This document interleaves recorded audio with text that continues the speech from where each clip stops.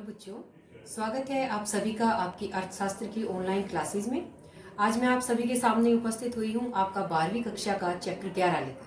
Chapter 11 जिसका नाम था हमारा पूर्ण प्रतियोगिता में पूर्ति का सिद्धांत। इस चैप्टर की बहुत सारी वीडियोस हम पहले पढ़ चुके हैं। ये इस चैप्टर की 8वीं और आखिरी वीडियो है। आज इस वीडियो के अंदर हम अपने इस चैप्टर को कंप्लीट कर लेंगे। तो आज हम पढ़ेंगे जो पूर्ति की लोच है उसको मापने की ज्यामितीय विधि। इससे पहली जो हमारी वीडियो थी उसके अंदर हमने पढ़ा था कि पूर्ति की लोच को मापने की अनुपातिक या प्रतिशत विधि क्या होती है। तो उसके अंदर हमने फार्मूला पढ़ा था डेल्टा पी बटे क्यू गुणा डेल्टा क्यू बटे डेल्टा पी, जो कि पूर्ति की लोच का फार्मूला था। तो आज देखते हैं ज्यामितीय विधि में हम पूर्ति की लोच कैसे निकालेंगे।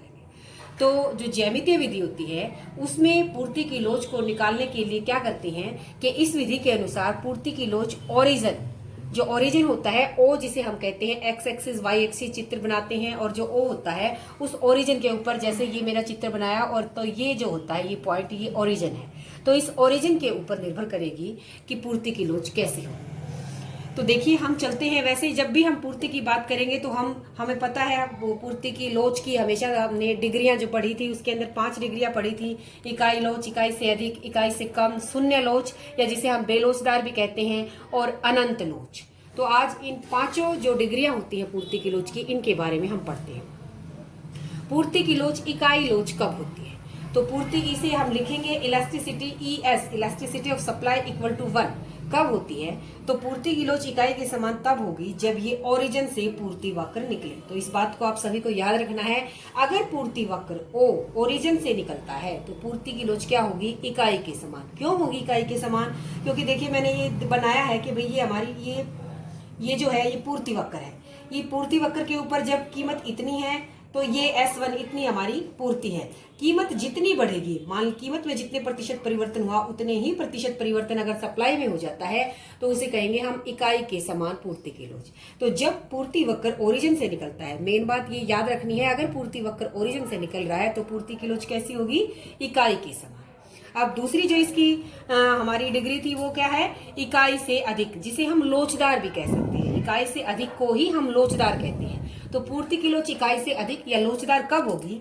अगर ये हमारा एक्स एक्सिस है, ये हमारा वाई एक्सिस है। अगर वाई एक्सिस से पूर्ति वक्र निकल रहा है तो विशेष बात आप सभी को ध्यान देने की है कि अगर पूर्ति वक्र, ये वाई एक्सिस है ना, वाई एक्सिस से अगर पूर्ति वक्र निकल रहा है तो पूर्ति की लोच क्या होगी?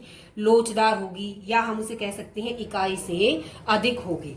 तो इसको आप सभी को देखो, वैसे भी हमें पता है, जब हमने मांग का चैप्टर याद किया था कि अगर पूर्ति वक्र हमारा बिल्कुल एक्स एक्सिस के समानांतर है तो वो क्या होता है? अनंत।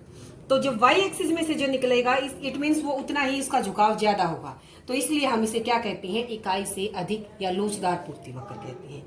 अगर पूर्ति वक्र वाई एक्सिस की बजाय एक्स एक्सिस से निकले, जैसे यहां से निकल रहा है, तो यहाँ पर वाई एक्सिस से नहीं निकला, यहाँ पूर्ति वक्र ये SS वक्र जो पूर्ति वक्र है ये एक्स एक्सिस से निकला है। तो ये क्या है? हम सबको पता है कि पूर्ति की लोच बेलोचदार कब होती है? जब वो बिल्कुल स्ट्रेट खड़ा हो, वाई एक्सिस के समान हमारा पूर्ति वक्र बिल्कुल वर्टिकल हो, तो ये हमारी शून्य या बेलोचदार जिसे हम कहते हैं वो पूर्ति होती है। तो जब जैसे ही एक्स एक्सिस से अगर हमारा पूर्ति वक्र निकलेगा तो वो अधिक मात्रा में वर्टिकल होगा, वर्टिकल की तरफ वो ज्यादा होगा, और एक्स एक्सिस से निकलेगा तो वो ओरिजेंटल की तरफ ज्यादा होगा। इसीलिए जब पूर्ति वक्र वाई एक्सिस से निकलता है तो वो अधिक लोचदार या इकाई से अधिक लोचदार होता है। और अगर पूर्ति वक्र एक्स एक्सिस से निकल रहा है तो हमारा पूर्ति वक्र कैसा होगा? इकाई से कम, या हम उसे कह सकते हैं कम लोचदार। और दूसरी दो पॉइंट है हमारे, वो क्या है कि अगर पूर्ति वक्र बिल्कुल स्ट्रेट है, बिल्कुल वाई एक्सिस के समानांतर है, तो यहाँ पूर्ति वक्र क्या है?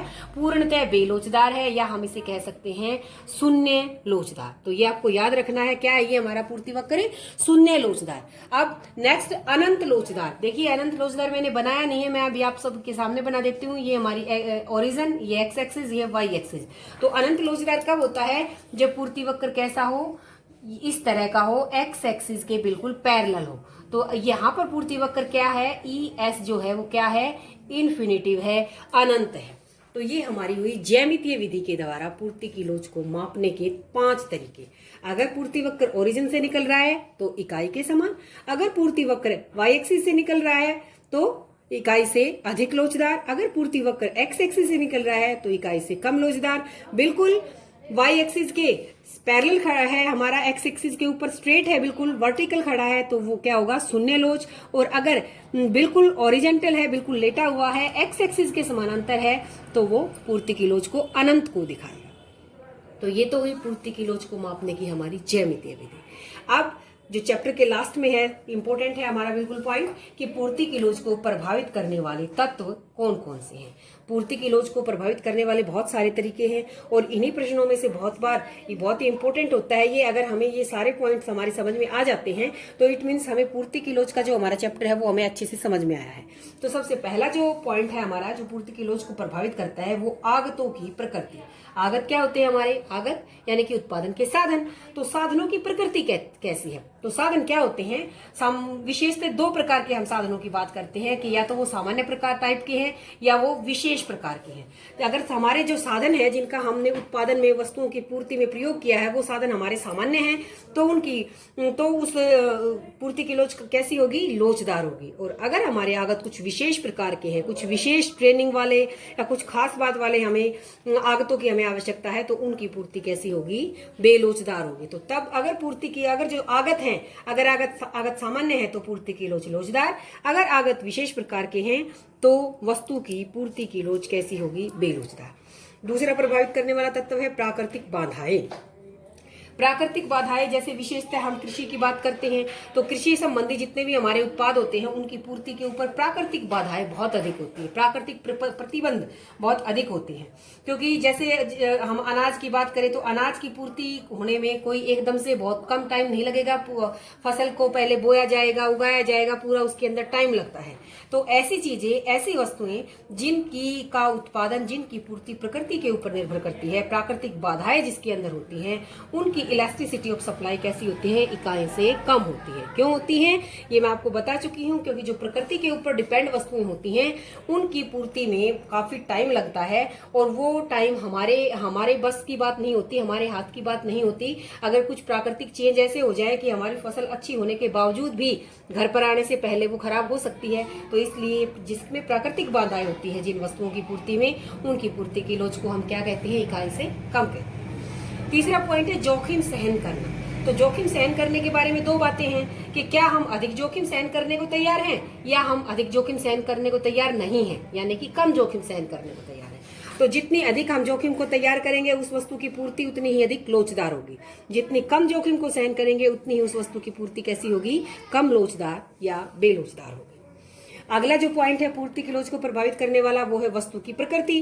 तो प्रकृति के अंदर आप सभी को पता है, हम बात करते हैं कि वस्तुएं कैसी हैं, क्या वस्तुएं वन टाइम यूज की हैं, नाशवान वस्तुएं हैं या टिकाऊ वस्तुएं हैं। अगर वस्तुएं नाशवान है तो ये हम पढ़ चुके हैं, जो नाशवान वस्तुओं की पूर्ति होती है वो कैसी होती है, बेलोचदार होती है, और टिकाऊ वस्तुओं की पूर्ति कैसी होती है, लोचदार होती है।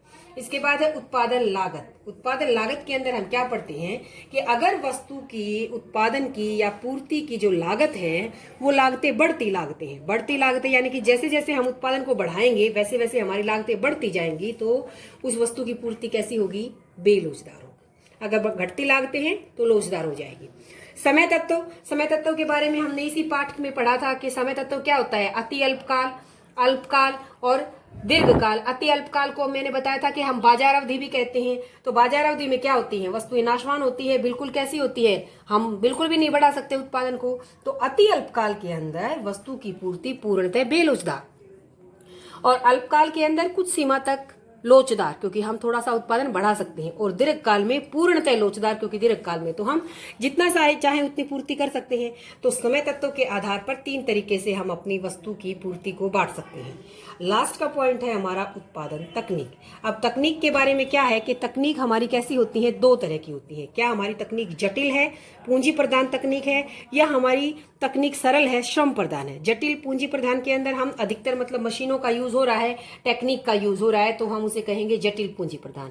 अगर श्रमिकों से, हाथ से ज्यादा काम लिया जाता है, मजदूरों से ज्यादा काम लिया जाता है, तो वो हमारी सरल और श्रम प्रधान तकनीक है। तो श्रम प्रधान जो तकनीक होती है, जहां पर अधिक मजदूरों को यूज किया जाता है, वो अधिक लोचदार होती है, और जो पूंजी प्रधान यानी कि जहां मशीनों का अधिक प्रयोग किया जाता है, वो हमारी कम लोचदार होती है। तो ये था हमारा आज का टॉपिक, पूर्ति की लोच की ज्यामितीय विधि और पूर्ति की लोच को प्रभावित करने वाले तत्व।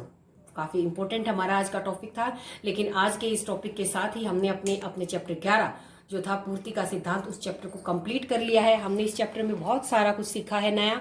पूर्ति क्या है, पूर्ति की लोच क्या है, पूर्ति को प्रभावित करने वाले तत्व, और पूर्ति की मात्रा में परिवर्तन और पूर्ति में परिवर्तन, और इसके ऊपर बेस्ड हमने सम्स भी इसके अंदर किए हैं। तो उम्मीद है आपको सभी को ये पूरा पाठ समझ में आया होगा। अगर कहीं से भी समझ नहीं आया है तो आप वीडियोस को 2 बार देखें, 3 बार देखें, जरूर आपकी समझ में आएगा, क्योंकि मैंने पूरी कोशिश की है कि मैं आप सभी को पूरा डिटेल से बताऊं। जहां आप लोगों को ये मुश्किल लगे समझने में, मैंने उस बात को अच्छे से आप लोगों को बताने की कोशिश की है। लेकिन फिर भी अगर समझ में नहीं आता है तो आप मुझसे पूछिए, कमेंट बॉक्स में अपने क्वेश्चंस डालिए, मैं आपकी प्रॉब्लम को फिर से शॉर्ट आउट करने की पूरी कोशिश करूंगी। तो उम्मीद है आपको वीडियो पसंद आई होगी।